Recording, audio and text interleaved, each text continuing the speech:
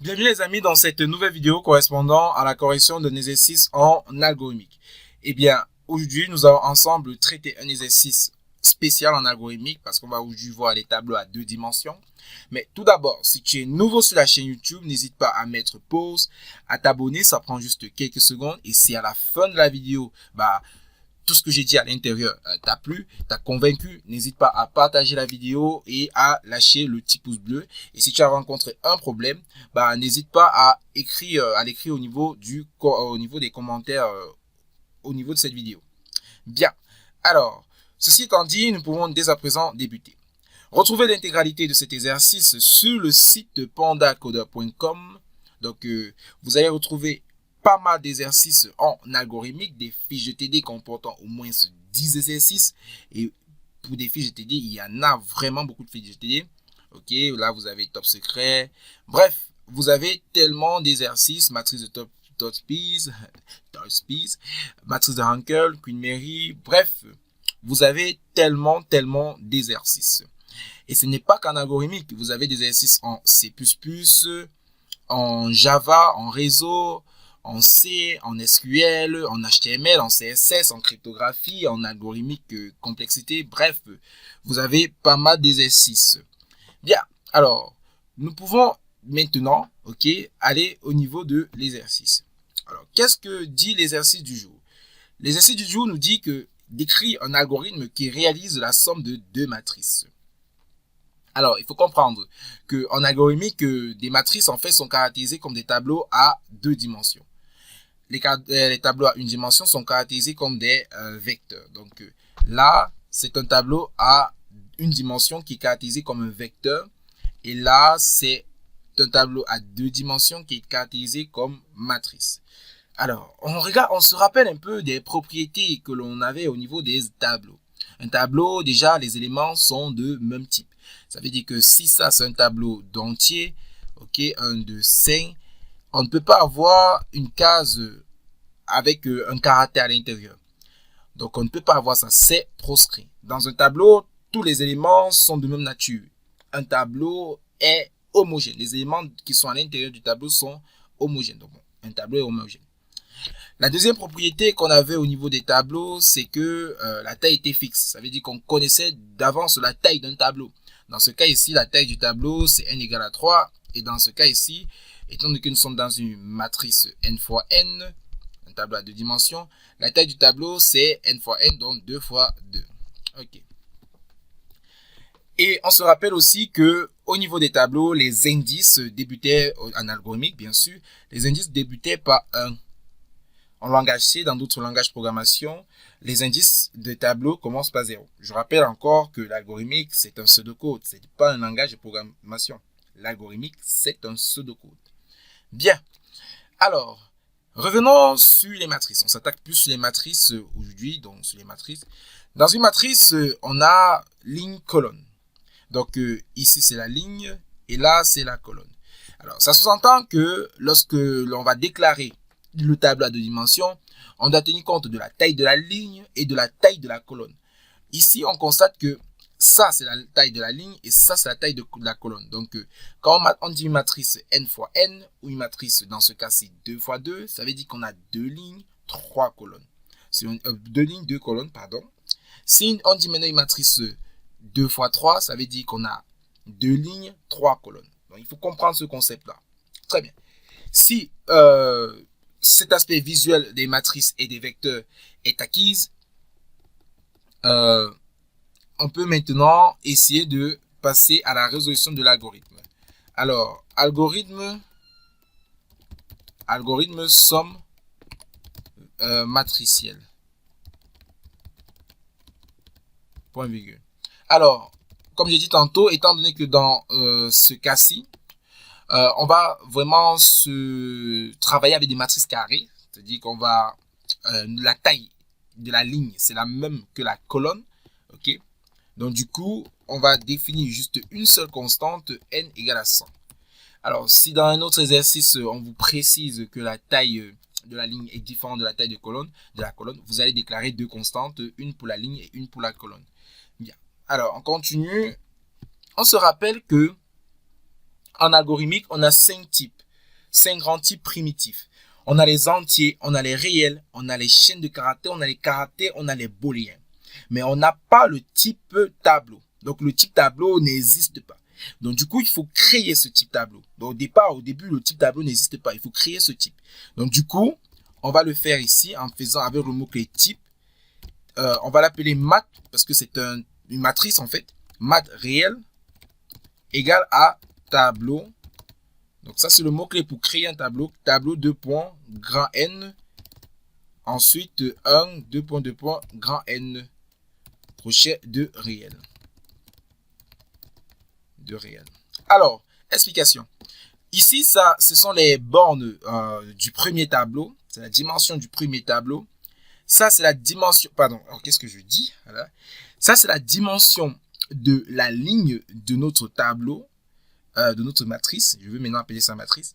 Ça, c'est la ligne de notre matrice. Ça, c'est la dimension de la ligne de notre matrice. Et ça, c'est la dimension de la ligne, de la colonne, pardon, de notre matrice. Je reprends. Ça, c'est la dimension de la ligne de notre matrice. Et ça, c'est la dimension de la colonne de notre matrice. Et bien sûr, les éléments qui sont à l'intérieur de notre tableau seront de type réel. Du coup, comme c'est une matrice, je l'appelle mat. Et comme les éléments qui sont à l'intérieur sont des réels, je mets réel. Bien. Maintenant, je viens de définir le type qui va représenter une matrice. Maintenant, je dois déclarer la variable qui est de ce type. On aura besoin de 3 variables ici. M1, M2 et M3, qui sont tous de type mat réel. Alors, pourquoi M1, M2, M3? Je vais faire la somme de 2 matrices. J'ai écrit matriciel. Je vais faire la somme de 2 matrices. Alors, pour réaliser la somme de 2 matrices, j'ai d'abord besoin de la première matrice et de la deuxième matrice. Et ensuite, j'ai besoin d'une matrice qui va récupérer, qui va contenir en fait la somme de chaque élément de chaque matrice. Donc, c'est pour ça que j'ai M3.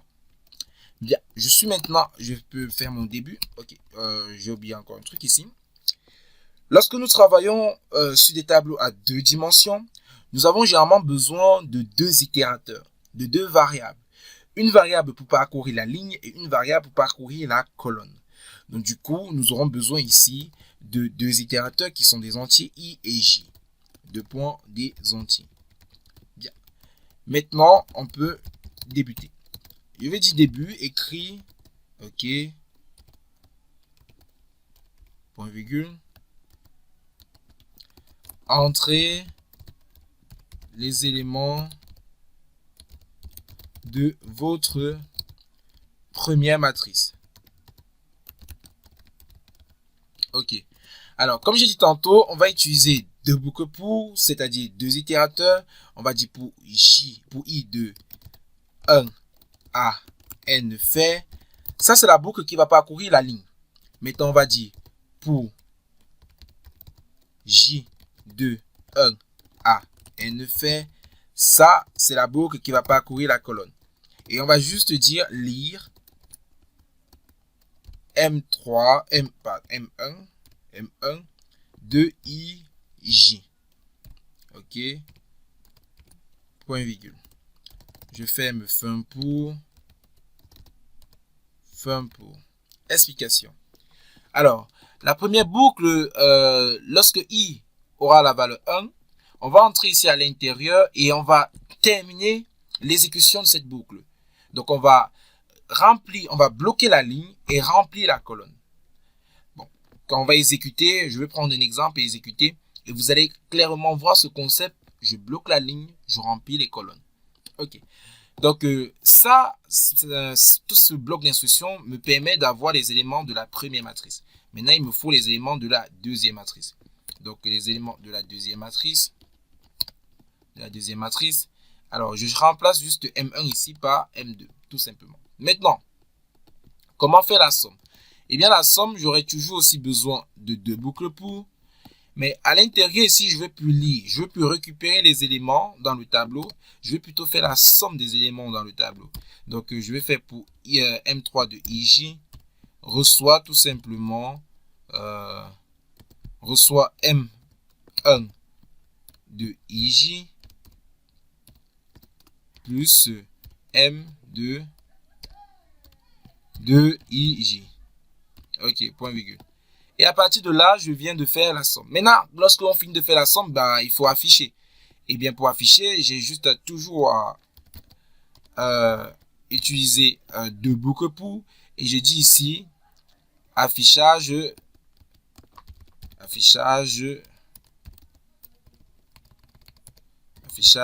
la somme. Ok, donc ici, je change juste M1 par M3. Bien, on va essayer de prendre un exemple. On va essayer de souffler, de prendre un exemple et d'exécuter tout cela. Alors, je vais ouvrir mon pen. Je vais essayer de réduire un petit peu ça. Ok, je réduis ça comme ceci. Ok, et je vais faire de même avec pen. Je vais essayer de réduire comme ceci. Il faut que ça soit vraiment, voilà, uniforme. Ok. Bien. Alors, bien. On y va. Ok. Donc, entre les éléments de votre matrice, voici comment ça va s'expliquer, comment on va essayer de procéder. Ici, je vais prendre le cas où ma matrice, eh bien, elle est de taille 2 x 2. Ça veut dire que dans ma matrice, j'ai la taille de la ligne qui est n égale à 2 et la taille de la colonne qui est n égale à 2. Donc, je ne vais pas prendre le cas où n égale à 100 ici. Ça va faire, on ne va pas pouvoir y arriver. Ok.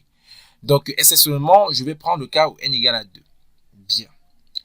Lorsque c'est fait, on va essayer de voir, de comprendre comment ça se passe au niveau de la boucle du premier bloc d'instruction. On dit entrer les éléments de votre première matrice. Donc, ce qui se passe, c'est que la matrice dans la mémoire, elle est comme ceci. Ok.